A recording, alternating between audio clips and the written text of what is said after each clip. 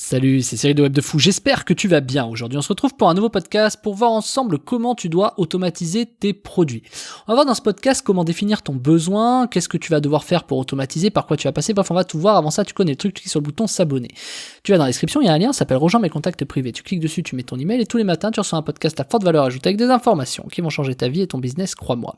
Également c'est dimanche, il faut savoir que ce soir à 23h59 le prix de la formation, il va doubler tout simplement. Donc la formation elle est en description, elle s'appelle Comment automatiser son business en ligne de zéro. Je te laisse cliquer sur le lien. Fais attention, elle est à prix client et son prix il double ce soir à 23h59. T'inquiète pas, je t'envoie un email ce soir pour te le rappeler.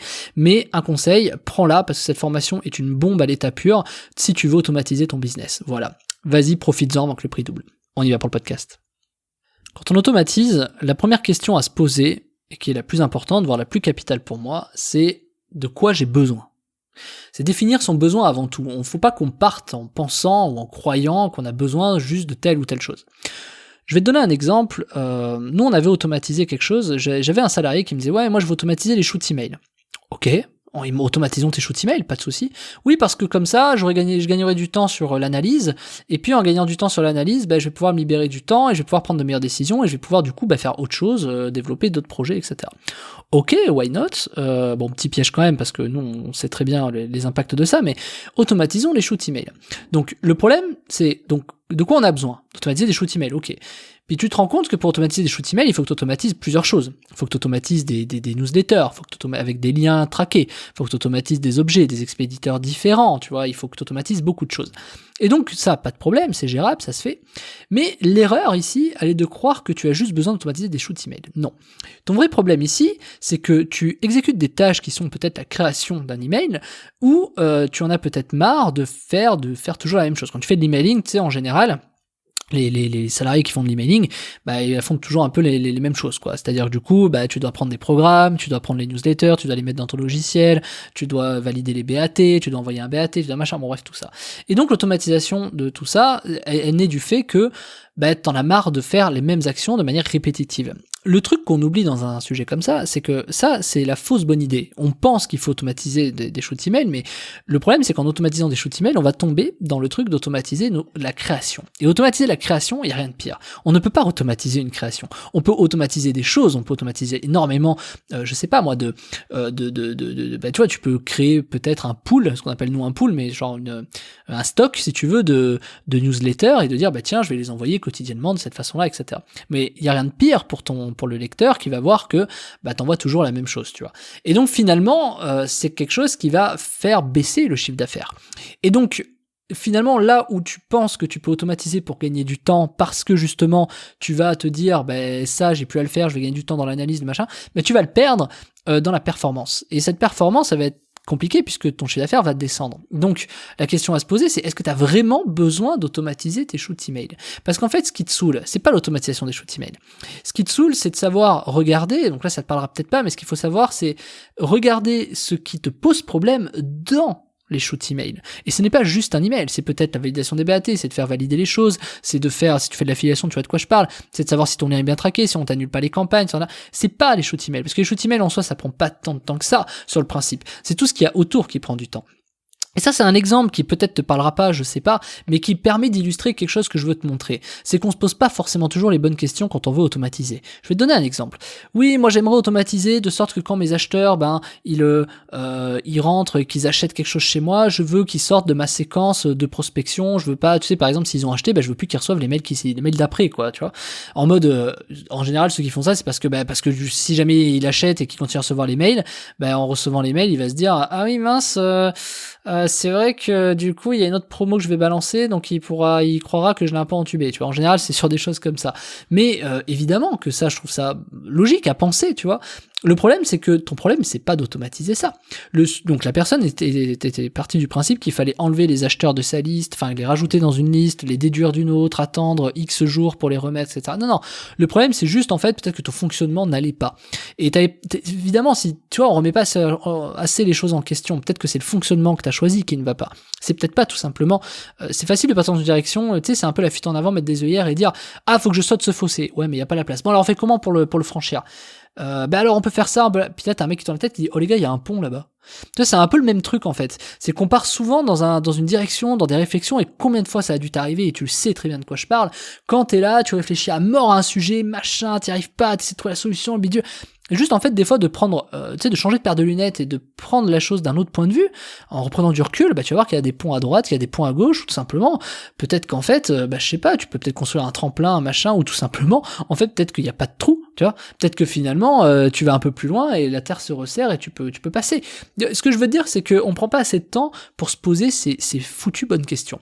Et les foutues bonnes questions, elles naissent du fait qu'on a un peu trop la tête dans le guidon. Faut savoir un peu relever la tête, faut savoir un peu tout simplement voir ce qui fonctionne, ce qui fonctionne pas. Les seules choses qu'on doit automatiser au départ, ce sont les tâches répétitives qui prennent du temps de manière inutile. Tu vois, je reprends l'exemple du shoot mail. Le shoot mail fait de la performance. Tu vois, c'est comme dire, ouais, on va automatiser un commercial, on va mettre une voiture autonome, j'ai même pas encore vu ça, mais pourquoi pas, on va mettre une voiture autonome, comme ça le commercial, il aura du temps dans sa voiture pour se consacrer à autre chose, etc., machin. Moi, je peux t'assurer que ça marchera pas. Pourquoi? Parce que le commercial, il va dormir entre les deux rendez-vous, tu vois. Il va pas bosser. Avant, il bossait pas. Parce qu'en fait, le problème, c'est qu'un commercial va se dire, tu vois, tout ce qui est accès au commerce, tu vois, performance commerciale. Le commercial, il va se dire, avant, je conduisais. Donc si je conduis et que maintenant c'est autonome avec une voiture autonome, je vais pas bosser, tu vois, je vais pas bosser encore plus, tu vois. Non, il va se poser, il va se dire ah non, je vais me reposer. Et c'est normal, tu vois, parce que on a cette sensation de quand on travaille tous suffisamment assez et dès lors qu'on veut automatiser, on a envie de se reposer. Et c'est normal, et c'est tout à fait humain, et bien sûr que c'est ce qu'il faut faire. Il faut juste savoir gérer ça avec parcimonie. Bien sûr, tu vas te reposer une journée, mais dans ce cas-là, l'autre journée, tu vas bosser pendant le trajet, tu vois. Et puis surtout, à force de dormir, je veux dire, au bout d'un moment, t'as envie de faire autre chose, tu vois, c'est pas stimulant. Donc en fait, il faut faire confiance à ça. Et si je te dis ça, c'est pas anodin. Quel est le rapport avec le podcast, etc. C'est que quand on veut automatiser ses produits, la vraie question à se poser au départ, c'est qu'est-ce qu'on veut automatiser. C'est pas comme ça qu'on raisonne. On raisonne en disant je veux automatiser ça parce que. On se dit pas non, mais pourquoi est-ce qu'on veut l'automatiser? Nous on va dire on veut l'automatiser parce que la problématique c'est ça. D'accord, mais pourquoi cette problématique est née au départ?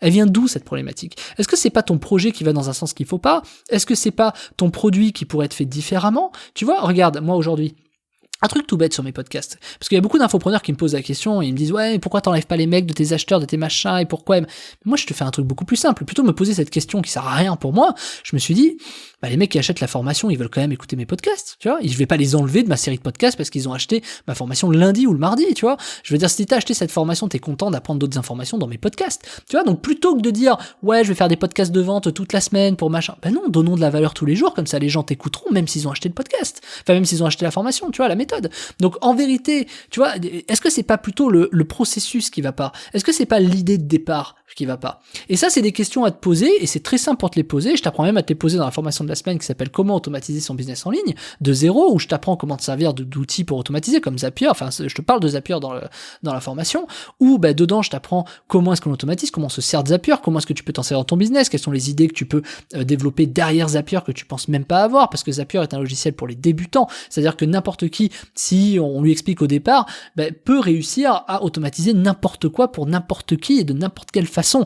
Il faut juste savoir s'en servir, et au-delà de savoir s'en servir, il faut avoir les idées. Et pour avoir les idées, moi je t'ai préparé cette formation où tu vas pouvoir appliquer plein d'idées que je vais te donner, comment moi j'automatise. Je vends même la prestation, moi, de créer des Zapier, des milliers d'euros, parce qu'en fait on ne vend pas une prestation pour créer des apps, on vend une prestation d'automatisation.